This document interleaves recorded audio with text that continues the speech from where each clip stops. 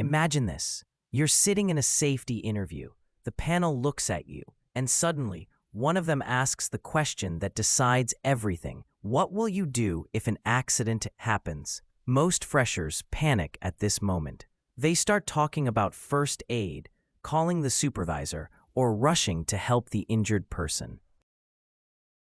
But the truth is, interviewers are not testing your speed. They are testing your clarity, your method, and your understanding of workplace safety protocols.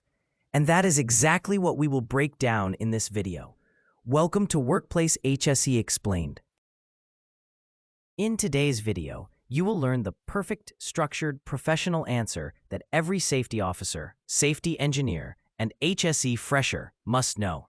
And by the end of this four-part series, you will be able to answer this question confidently in any interview, whether it's for construction, manufacturing, oil and gas, or corporate safety roles. Before we begin, here's your hook. Most candidates fail this question because they jump directly to rescue actions. But a trained safety professional never reacts emotionally.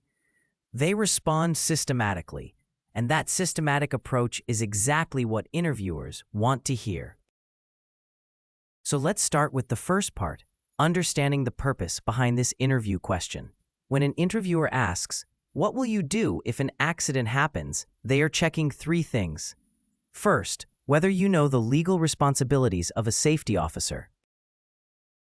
Second, whether you understand the sequence of emergency response. And third, whether you can stay calm and controlled during a crisis. In simple words, they want to know if you will follow the system, not your emotions. Now let's break this down in a way even a complete beginner can understand. Every accident response has three phases: immediate response, control of the situation, and reporting and investigation. But in interviews, you must explain these phases in a structured, professional way. And that structure is what we will build step by step in this video. In part 1, we will focus on the mindset and the purpose behind the question. In part 2, we will learn the exact sequence of actions you must say in an interview. In part 3, we will learn how to explain documentation, reporting, and legal compliance. And in part 4, we will combine everything into a final, polished answer with a powerful outro. Stay with me, because this question alone can decide whether you get selected or rejected. Now that you understand why interviewers ask this question, let's move into the most important part, the exact sequence of actions you must say in an interview. This is where most candidates make mistakes. They either say too little or they say too much. Your answer must be structured, calm, and professional, and the best way to do that is by following a clear, step-by-step emergency response sequence. The first step is ensure personal safety. Before helping anyone, a safety professional must confirm that the area is safe for themselves. Interviewers want to hear this because many accidents become worse when untrained responders rush in and become secondary victims. First, I will ensure my own safety and check whether the area is safe to enter. The second step is raise the alarm. This means activating the site's emergency response system. Depending on the workplace, this could be shouting for help, using a manual call point, informing the supervisor, or calling the emergency number. Interviewers want to know that you will not try to handle the situation alone. You must show that you understand the importance of alerting the right people immediately. The third step is stop, isolate, and control the hazard. This is where your technical knowledge comes in. If the accident involves machinery, you must mention stopping the equipment using emergency stop buttons. If it involves fire, you must mention isolating the area and preventing others from entering. If it involves chemical spills, you must mention cordoning off the area. This shows that you understand hazard control, not just rescue. The fourth step is attend to the injured person safely. Interviewers do not expect you to perform advanced medical procedures. They only expect you to know basic first aid principles and call trained responders. So your answer should include, I will check the injured person's condition, provide basic first aid if trained, and immediately call the first aider or medical team. The fifth step is secure the area and prevent further incidents. This means restricting access, placing barricades, and ensuring no one else gets hurt. Interviewers want to see that you think beyond the immediate accident and consider the safety of others. The sixth step is inform the safety team and management. This shows that you understand communication hierarchy. A safety officer must always inform the right authorities quickly. In this part, we covered the exact sequence you must say in an interview. In Part 3, we will go deeper into reporting, documentation, legal compliance, and how to explain investigation steps confidently.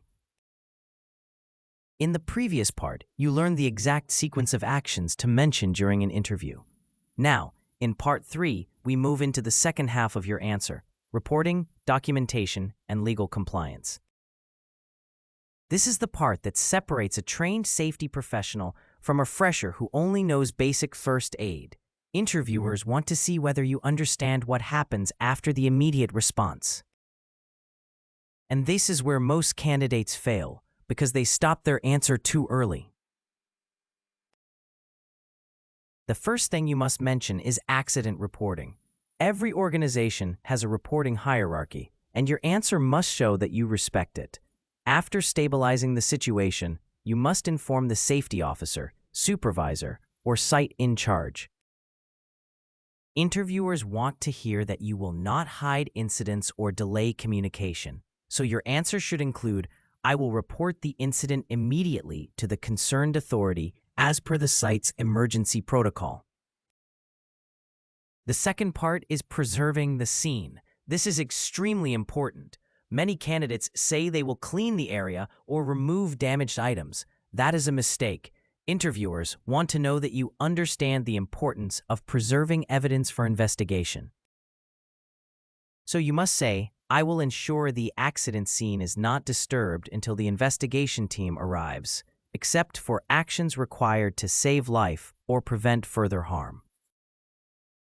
The third part is collecting initial information. This does not mean conducting a full investigation. It simply means gathering basic details such as time, location, people involved, and immediate causes. You must show that you understand the difference between initial recording and detailed investigation. Interviewers appreciate candidates who mention this clearly. The fourth part is assisting in the investigation. A safety officer must participate in root cause analysis. You don't need to mention complex tools like fishbone diagrams or 5 whys unless asked. Instead, say, I will support the investigation team by providing accurate information, witness statements, and site observations.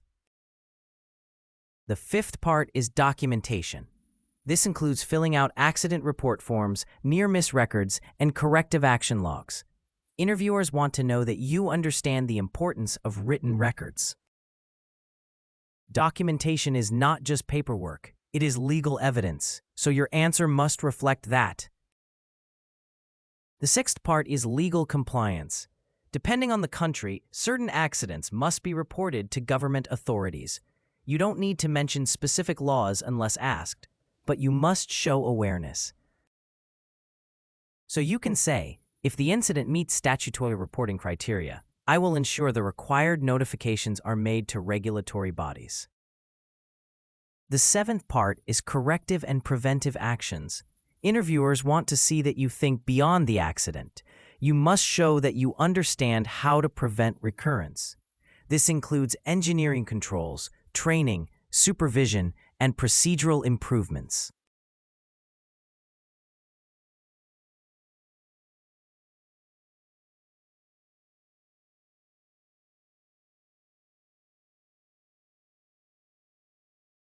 Now that you understand the full accident response sequence, the reporting process, and the legal responsibilities, it's time to combine everything into one final, polished interview answer. This is the answer you will give confidently in any safety interview, whether it's for construction, manufacturing, oil and gas, FMCG, or corporate EHS roles. The goal is simple. Show the panel that you are calm, systematic, and fully aware of your duties as a safety professional. Here is the complete answer you can say in an interview. If an accident happens, my first priority will be to ensure my own safety and quickly assess whether the area is safe to enter. Next, I will raise the alarm and activate the emergency response system so that trained responders and supervisors are immediately informed. I will then stop, isolate, and control the hazard using emergency procedures such as shutting down machinery, cordoning off the area, or preventing access. After that, I will attend to the injured person safely, provide basic first aid if trained, and call the medical team without delay. I will secure the area to prevent further incidents and ensure no one else is exposed to danger. Once the situation is under control, I will report the incident to the concerned authority as per the site protocol. I will preserve the accident scene for investigation, collect initial information, assist the investigation team, complete documentation, and support corrective and preventive actions to avoid recurrence. If the incident meets statutory reporting criteria, I will ensure compliance with legal requirements. This answer is powerful because it shows the interviewer that you understand both the practical response and the administrative responsibilities. It also shows that you think beyond the immediate accident and focus on long-term prevention. Most importantly, it demonstrates that you will follow the system, not react emotionally. Now let's talk about delivery. In an interview, your tone matters as much as your words. Speak slowly, confidently, and clearly. Do not rush. Do not memorize the answer word for word. Instead, understand the sequence and explain it naturally. Interviewers appreciate candidates who show clarity and calmness under pressure. Another important point: never say, "I will handle everything myself." Safety is teamwork. Your answer must show coordination, communication, and respect for emergency protocols. This is what separates a trained safety professional from someone who only knows basic first aid. Before we close this video, here's a final tip. Interviewers often judge your maturity by how you talk about accidents. If you sound panicked, emotional, or overconfident, they will reject you. But if you sound structured, composed, and responsible, they will trust you with the role. And now, the outro. Accidents test systems, not individuals. A true safety professional does not react, they respond. They follow procedures, protect people, preserve evidence, and prevent recurrence. If you can communicate this mindset in your interview, you will stand out from the crowd and increase your chances of selection dramatically. Thank you for watching Workplace HSE Explained. If you found this video helpful, make sure to like, share, and subscribe.